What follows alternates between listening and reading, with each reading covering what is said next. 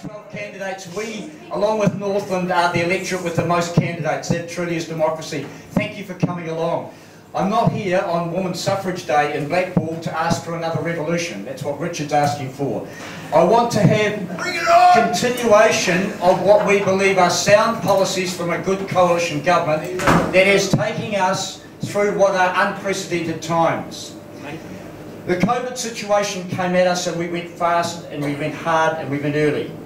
And we believe that we had to make those decisions, and actually every one of you should be thanked for cooperating with government.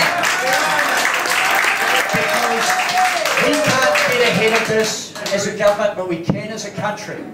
And if you want to look around the world and look at those who have tried alternative approaches, then they're all in chaos. Can I say I do want to be part of a government that actually brings us to a better New Zealand. We don't want to take it back just to where it was. We have to seize a good crisis and move us forward. That is our obligation. Can I say that, look, we have invested in people. There are some that believe if you invest in the businesses, they'll look after the people. That doesn't always happen. What we have said from day one is that we invest in the people and the businesses will benefit. Yes, some are taking a hit now through tourism, but we will all be in a better position hopefully when the vaccine arrives. Our objective is to enable our health system to operate without being swamped by COVID patients until we get to the point where we can start going back to a world where we move around more normally. In the meantime, we are doing okay. I'm standing for the Green Party because I share a vision of a just and equitable society with abundant nature, where you can hear birdsong in the bush and where the rivers are fit not just for swimming but for drinking. I see a future where we all have access to warm, safe houses, where our children and theirs are well fed and healthy. I understand the urgency to decarbonise our economy, to lessen the effects of climate change, and I believe that strong communities, food security and clean energy are all vital components of a green transformation.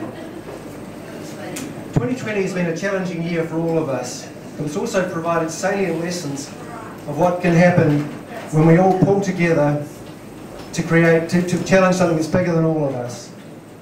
Who would have thought back in February that the government could tell us to stay at home for a month and that we would? The challenges of the pandemic really have shown us what we can do when we get together to challenge something. But it's also important to have a strong green coalition in Parliament. For 6 months now, we've been listening to health scientists telling us what's the best way to keep us safe. And we've listened to them and followed their advice. For 30 years, climate scientists have been telling us what we need to do to be safe on Earth. The Green Party is the only party who is going to listen to that advice and show real leadership. Now, I want to first mention the PGF. Started with the desire to help the regions with infrastructure that has long been neglected and projects to help regional growth, which has turned out to be even more important than anticipated. Locally, you've received $3.5 million for the Croesus Road upgrade, and also some tourism infrastructure funding to assist with your toilets and signage related to the Paparoa Great Walk.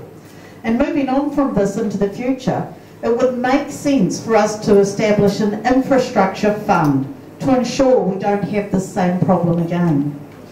And I can't mention the Paparoas without thoughts turning to Pike River re-entry. Initially pushed for by New Zealand First, thanks to the efforts of the families, and then taken up by the coalition partners as well. They are nearly there. We need to make sure it's completed properly, and if a little extra funding is required when we are so close to getting answers, it would be madness not to assist. Now, post-COVID is going to be seeing a lot of people having to rethink their career path, which will not be easy if you have had a 20-year career that now has no space for you. New Zealand First would like to re-establish Careers New Zealand as a separate entity, but widen its target demographic, or should I say wipe it, so that it covers all New Zealanders, regardless of age. Currently, no agency has direct responsibility for careers advice for those out of high school. Alongside this, we need to focus on, to identify and invest in, local and nationwide skills needs, so we can train and provide New Zealanders with the jobs needed in New Zealand, backing the future employment of Kiwis. New Zealand First would like to continue its research into alternatives to 1080 and expand the poison-free pest trapping zones that we've managed to attain using new traps, some of which are self-resetting for up to 100 kills. At the same time, we would like to assist the possum fur industry, which includes supporting trappers, and that includes on the DOC estate. We are proving that alternatives to 1080 are effective, realistic and financially viable.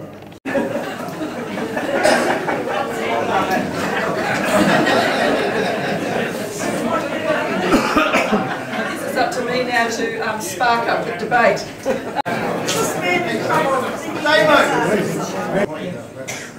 My question is, do you want a government that is capable of pulling New Zealand out of the recession that we find ourselves in today? Yes. And we do need a government that has business experience. And when I look around the front benches or the cabinet bench of the current government, we see 2 or 3 business people.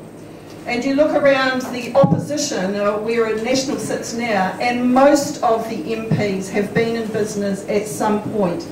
You need to understand business to be able to join the dots on the policy that you're announcing and the impact it has on the ground. And I say to you that I will, as an electorate MP, back this region. We know that it needs a strong voice in Parliament, and I think I have proven my worth over the last few years with some of the lobbying that I have successfully done and will continue to do. But I'd also like to demonstrate that the party also agrees with me, because as a list MP, I do not have the ability or the right to call this my electorate. I cannot call you my constituents, because as a list MP you cannot do that. So I went to my leadership team and I said to them, the West Coast has been affected more than any other region in this country by the policies that are coming out of the coalition government, and I need a mandate to be able to speak up for them. And so I said, I want the spokesperson role for West Coast issues, and I have it.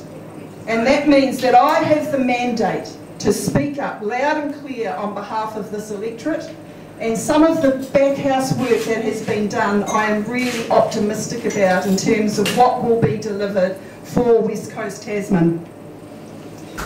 One of the things that I found when I went to Wellington 5 years ago was that small communities had very little voice, and so that has been my mission, is to bring the West Coast to the forefront of any discussions that are happening. What I did then was bring MPs down here. So for instance, we had the new freshwater reforms that came out a few weeks ago. Now I brought a team down that are agricultural spokespeople to have a look on the ground about what that means here in our geography, in our geology. And one of the things that astounded them, and one of them said to me, my God, your mountains go straight up. And I said, yes they do. And the rain comes straight down and it rushes out to sea, and it pretty much goes wherever it wants in a decent flood. So how do you fence the backup, the pooling that happens in creeks? How do you adjust your farming techniques to adjust to those fence lines? I spoke with one farmer recently who had had all of their fences washed out. They'd done everything right, the setbacks, the riparian planting. And she said, it's going to cost us $80,000 to replace them. Where do I put the new fence line? And how long will that last?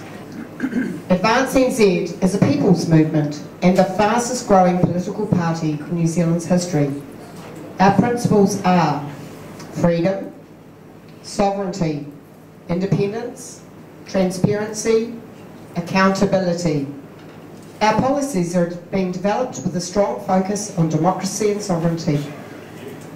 Our first action will be to abandon Labour's strategy of lockdowns at any cost. We will repeal the COVID Public Health Response Act to remove powers which override the Bill of Rights. Instead, we'll implement a risk-based approach where vulnerable citizens are protected and supported, and others are free to continue daily life. We will enable the availability of alternative treatment options, urgent and independent investigation of hydroxychloroquine plus zinc as a treatment and preventative for COVID-19 will be carried out in New Zealand. We will make decisions based on the most up-to-date information. The CDC, Centre for Disease Control, and the World Health Organization have both revised their positions on the risks of COVID. They advise the case fatality rate is now less than 1%, putting it in the range of the seasonal flu. The next time you see one on the side of the road, stop and read it. There's no longer 1080 on those signs. That's the UN number that states it's sodium fluoroacetate, the world's most toxic and deadly poison. 2 years ago, me and Jim and Motraker about the dangers of it, and I said, have you read the safety data sheets, Damien? He said no. So I got him a copy printed off in his Motraker office and left it there. He still tells me he hasn't read it. He's the minister in charge and he doesn't know the safety data sheets. I'm here today because I believe in democracy, and I'm very worried about its future. The trouble is, many of us have different ideas about what democracy really is. Some people think it's about having 2 votes on Saturday, October the 17th. 1 vote for a candidate and 1 vote for a party, and another set of votes for who we want to represent us at local body election time. The problem is, our elected representatives seem to forget about the word representative and do what they like for 3 years without much democracy. There will be many people who struggle to get by in the coming months, whether it be financially, domestic or through general COVID burnout. We must be ready to provide adequate mental health support in rural areas. You know, this economy thing, it controls every person's life in this country, and as we see our children taking their own lives, we're destroying our environment to get these effing tokens out of it. But the detritus that it causes through suicide, depression, murder, drug abuse, methamphetamine, gangs, road accidents, when you actually look at these things seriously and don't just look at the superficial causes, all these aberrant human behaviours come from a desperate need to get money. Well, probably since the 1980s, this has got rapidly worse, and we've got much more cognizant of that deterioration, and of course it's all exponential, so it's all getting worse much, much faster at the same time, and we don't have long left. So what we're proposing is that we don't need money anymore. We propose a society that is entirely voluntary. I've been a social credit member since 1974. Speak up! The social credit party has contested elections since 1953. Bruce, speak up! In the 1981 social credit gained 20% of the vote, but only got 2 members into Parliament under the first past the post system. I'm quite fortunate because in my pocket I've got $100.